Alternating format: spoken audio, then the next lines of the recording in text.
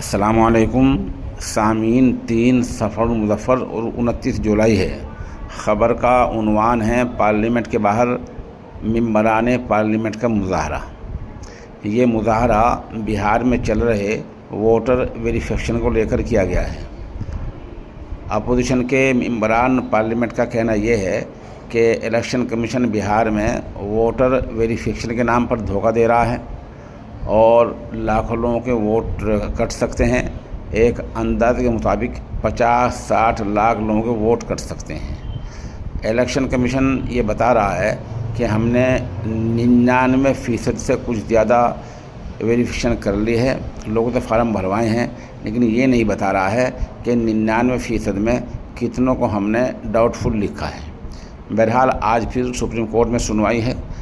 گزشتہ روز supreme court نے election commission کے وکیل سے کہا تھا کہ voter I card, Aadhaar card